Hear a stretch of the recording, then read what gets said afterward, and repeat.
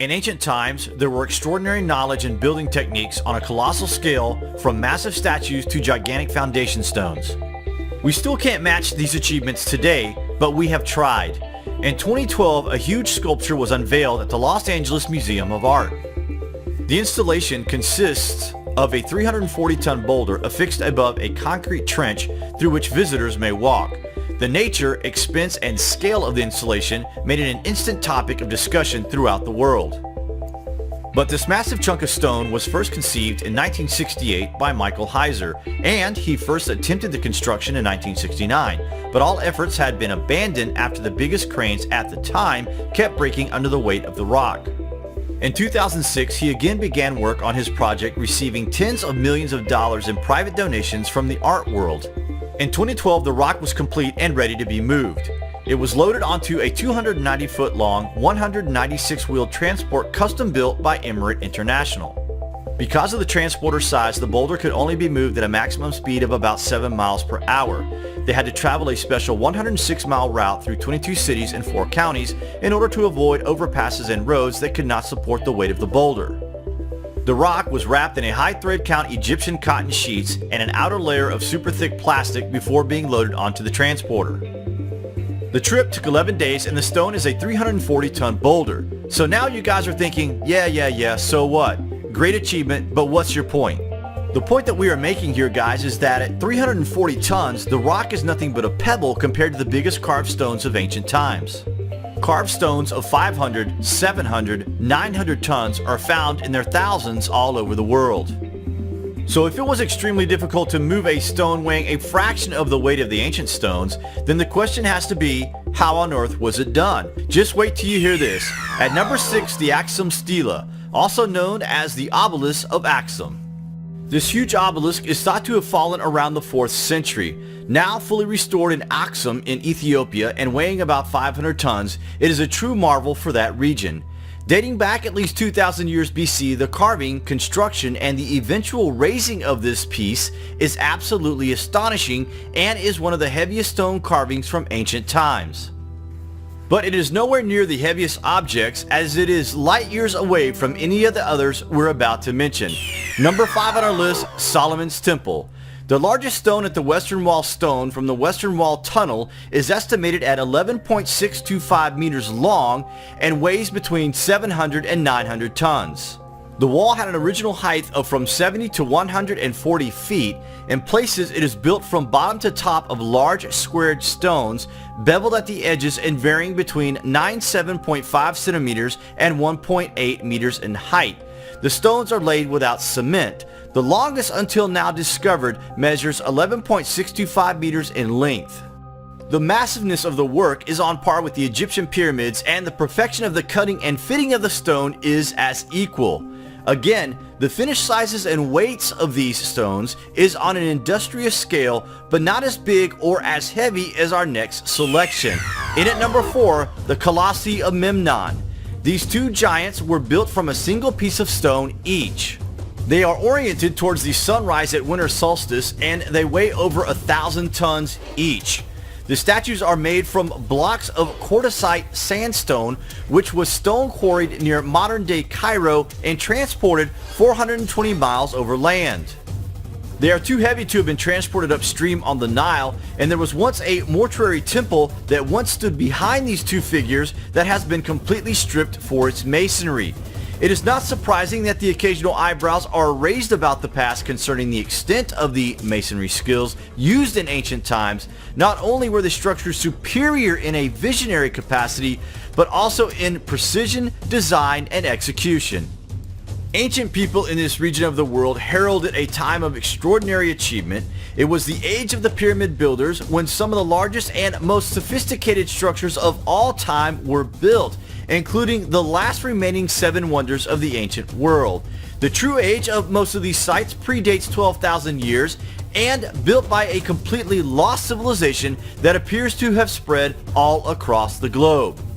Although apparently spontaneous, the technology underlying these huge constructions was built on a foundation of science and mathematics, which in turn has provided us with traces of their manufacturing processes, which are proving totally astonishing. cuts and holes on hundreds of stones, indicating that the ancients drilled into granite with a feed rate that was 500 times greater and deeper per revolution of that of the most powerful modern day tools. In at number 3 on our list, the Ramesseum Colossus. Although only fragments of the base and torso remain of this massive statue, it would have weighed in at 1,300 tons. In front of the ruins is the base of the Colossus. On the granite Colossus's shoulders is an inscription describing Ramses as the Sun Prince. These inscriptions were added during the reign of Ramses, but the actual site itself is actually thousands of years older. The statue fell into the second court and the head and torso remain there, but the other broken pieces are in museums all over the world. Only fragments of the base and torso remain of the Colossus statue, which would have stood 19 meters high and weighed at least 1,300 tons. The stone for the statue was transported 170 miles overland from Aswan to Thebes. This would have once been the largest statue in the world. Number 2, the Stone of the South. Located at Baalbek in Lebanon, the so-called Stone of the South at the Temple of Jupiter is of incredible proportions. The highest estimates of this unfinished stone's weight have reached an incredible 2,000 tons.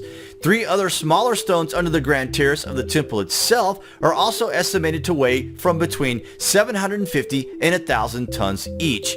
And there are several other colossal stones to be seen around the Great Temple of the Sun at Baalbek in Lebanon.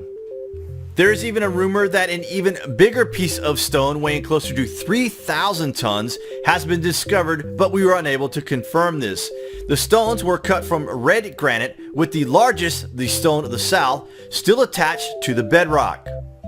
All the large stones used for the Temple of the Sun at Baalbek were quarried from the same location and taken over half a mile uphill to build the Great Temple. Crazy, right?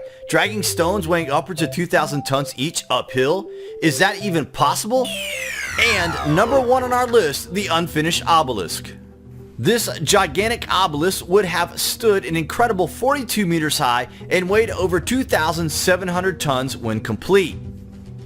This incredible stone is more than twice the size of any known obelisk ever raised, and quarrymen apparently abandoned the obelisk when natural fractures appeared in its side. However, the stone, still attached to bedrock, gives important clues to how the ancients quarried granite. Much of the red granite used for ancient temples and colossi came from quarries in the Aswan area 500 miles south of Cairo. The unfinished obelisk still lies where a crack was discovered as it was hewn from the rock. This is disputably the largest stone ever quarried and certainly on par with the unfinished stone at Baalbek, Lebanon. This obelisk would have been taller than anything ever raised.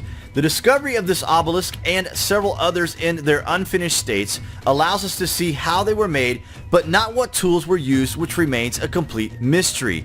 Does it not just completely boggle your mind that we struggle to move a rock with modern technology a fraction the size of the 6 we have mentioned here?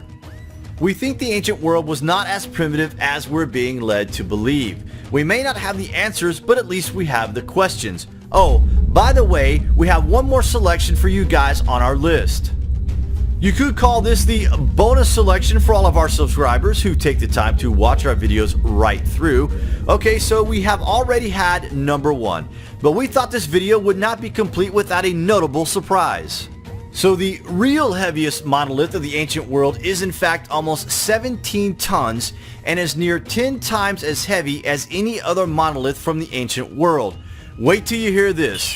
This is the true largest monolith in the world, Yangshan Stele Base. Stele Base is an unfinished construction from the Ming Empire located near Nanjing, China. Its estimated weight is approximately 16,800 tons. Yes, you heard that correctly, 16,800 tons.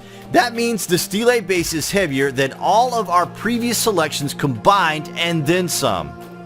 The gigantic unfinished Stele Base that was abandoned in an ancient Chinese quarry could provide the answer to the question of how other monolithic stone blocks were made in other parts of the world. In scope and ambition, the Stele project stands alone as the greatest undertaking humankind has ever attempted. The size and weight is almost unimaginable. It is heavier than 8 statues of Liberty combined, and the purpose for which this stone was being quarried for is an absolute mystery. This stone is not as old as the other selections, but further investigation by experts is required. This is one of those sites that is not popularized yet, guys, so remember the name Yangshan Stele Base, and remember where you heard about it first. It is one of these sites on Earth that, if properly investigated and understood, then it could change our understanding of how these megastones were carved and moved. So there you have it, the heaviest stones on the planet that we know of as carved by humans. We may not understand completely how ancient people achieved this, but no one can deny the existence of these colossal undertakings. We hope you have enjoyed our selection here, guys. Thanks for watching, and remember, the ways by which we arrive at knowledge are hardly less wonderful than the discoveries of these things themselves.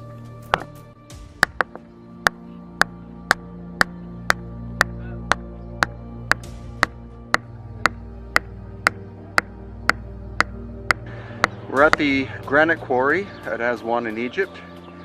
Most of the granite used by the ancient Egyptians is from this site, and you just saw a demonstration of how conventional archaeology believes that the stone was shaped with that dolerite or diorite pounder. As you can see, my effort was futile. This is the ancient way that we know that the dynastic Egyptians extracted stone, by putting wedges into these grooves after they'd cut them out.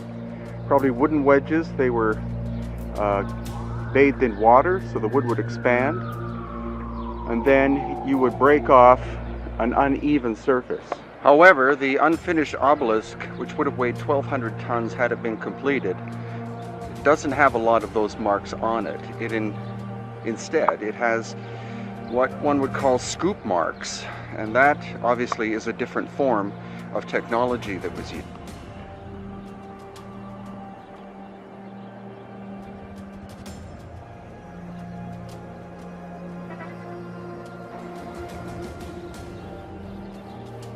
Well, here we are again at the Aswan Quarry, where we have the famous unfinished obelisk, and that is different stories about the cracks that we see on the surface. There's supposedly an attempt during dynastic times to cut this, but I think these marks here are modern cuts. But for sure that there were modern earthquakes that did this. This is not the reason they stopped this. The crack, as you know, because you went in there last year, is on the underside. So they're undercutting this with every intention of raising it, and they find there's a natural crack on the underside. So they know it will not go to resonance, so they left it. And as our Egyptologist and tour guide, Muhammad Ibrahim, has said, it appears that this could have been pre-cataclysmic, that they were doing this work and the cataclysm could have stopped the work. And we'll have definite proof of that when we go to the other obelisk in the back, that it was not cracked. There was no reason for them to leave it there. They should have finished it, and it just stops immediately. We believe that was the cataclysm that stopped the work here. So it's not only a question of trying to use stone balls to release this 1,200-ton obelisk from its mother stone, but the other question is, how would you move it? Exactly. That's even major. You'd have to lift it out, take it down. So here's your sense of scale. This is our Kemet School group, and this is the obelisk.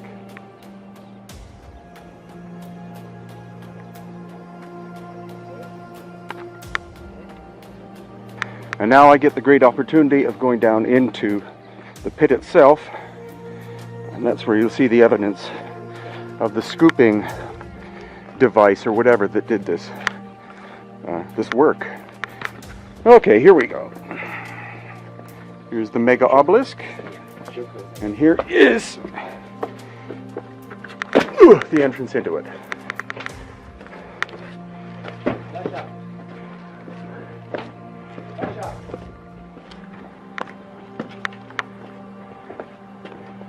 So these obelisks were most likely resonance devices, energetic devices, which each one was a specific size because it was tuned to a specific frequency. But the reason why this obelisk was abandoned before it was finished is because once they had dug down to this point, they found this massive crack in it, and therefore it wasn't going to be of the proportions that they wanted, so they basically gave up on it. It wouldn't go to resonance. That's the key.